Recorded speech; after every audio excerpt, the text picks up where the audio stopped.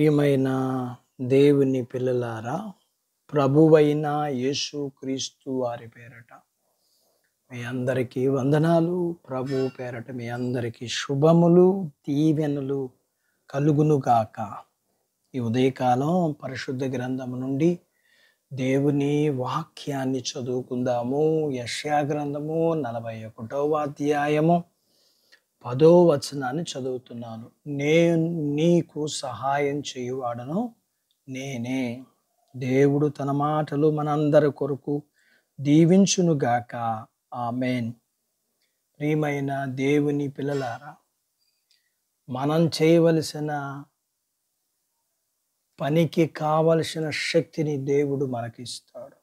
అయితే మనం పూర్తిగా మనకు సహాయం అందినప్పుడు మనకు కావలసిన సహాయాన్ని ఇవ్వడంలో ఈ వాగ్దానం ఖచ్చితంగా ఉపయోగపడుతుంది. నీకు సహాయం చేయవాడును నేనే అని మన ప్రియ ప్రభు వారు చెప్తున్నారు. దేవుని సహాయంతో మనకు శక్తి అనుగ్రహించబడుతుంది. దేవుని దృష్టికి మంచిది అనిపిస్తే దేవుడు యుద్ధరంగంలో మన పక్షాన పోరాడే బలగాలను పెంచుతాడు. ఒకవేళ మానవ వనరులు లోపించిన ప్రభువు మన పక్కనే ఉంటారు. ఇది మనకు మరీ మేలు కదా. మనకున్న గొప్ప నాయకుడు వేలాది మంది మానవ మాతృల కంటే మహాశక్తిమంతుడు. ఆయన మనకు సమయోచితమైన సహాయాన్ని మనకిస్తాడు. ఆపత్కాలములో ఆయన నమ్ముకొనదగిన సహాయకుడు. మనకు ఆయన సహాయము అపారమైన జ్ఞానంతో కూడినది. అలాగే ఒక్కొక్కరిని వ్యక్తిగతంగా సరిగ్గా సరిపోయే సహాయాన్ని ఆయన ఎలా సమకూర్చాలో ఆయనకి బాగా తెలుసు. ఆయన మనకు సహాయం చేస్తే అది పూర్తిగా ప్రయోజనం కలిగిస్తుంది. కాబట్టి మనుషుల సహాయం వ్యర్థం కదా. ఆయన సహాయం మనకు గొప్ప సహాయం అవుతుంది.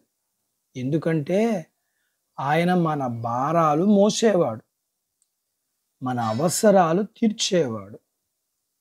ప్రభువారు మనకు సహాయకుడై ఉండగా మనుషులు మనకు ఏమి చేయగలరు? మన ప్రభువు ఎల్లప్పుడూ మనకు సహాయం చేయువానిగానే ఉన్నాడు. కాబట్టి వర్తమాన భూత భవిష్యత్ కాలంలో ఆయనే మనకు ఆధారం. లేఖనం ఇలా చెబుతుంది కదా, కలవరపడిన కొండల వైపు నా కనులెత్తుచున్నాను, నాకు సహాయం ఎక్కడి నుండి వచ్చును? భూమి ఆకాశాలు సృజించిన యెహోవా వలన నాకు సహాయం కలుగునని భక్తుడు అంటున్నాడు.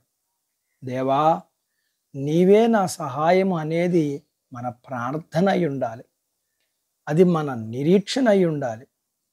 ఎందుకంటే ఆయన మనకు సహాయం చేయకపోతే ఎవరు మనకు సహాయం చేయగలరు? మనకు ఎన్ని కలవరాలు ఉన్నా వాటి మధ్య ఉన్న మనము ఎవరి వైపు చూసినా వారి సహాయం కంటే ఎక్కువ సహాయం దేవుని నుండి కలుగుతుంది. అట్టి బాధ్యత దేవుడు మనకు దయచేయునుగాక. ఆమేన్. దేవుడు తన మాటలు మన కొరకు దీవించునుగాక. ఆమేన్. ప్రార్థించుకుందాం. మమ్మల్ని మిక్కిలిగా ప్రేమించిన మా ప్రియ పరలోకపు తండ్రి, మీ పరిశుద్ధ నామమును బట్టి మీకు వందనాలు.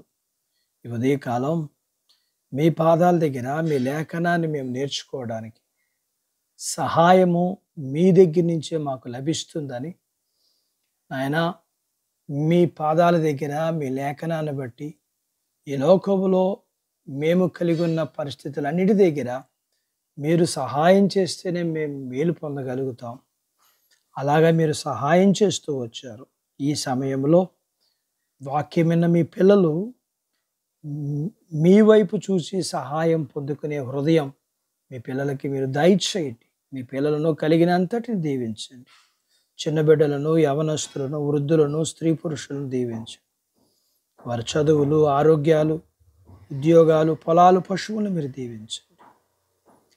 నాయనా, వివాహాలు కాని వారికి వివాహాలు అవ్వటానికి, గర్భం లేని వారికి గర్భఫలం కలగటానికి, గర్భఫలం కలిగిన వారికి సుఖమైన ప్రసూతి ఇమ్మని, ప్రసూతి అయిన వారికి ఆరోగ్యం ఇమ్మని, వీరిని వీరి కుటుంబాలు దీవించి వీరు కలిగినంతటిని మీరు ఆశీర్వదించమని యేసు ప్రభు వారి పేరట స్తుతించి ప్రార్థించి అడిగినవన్నీ పొందుకొని ఉన్నాము తండ్రి. ఆమెన్. దేవుడు మిమ్మను దీవించునుగాక. ఆమెన్.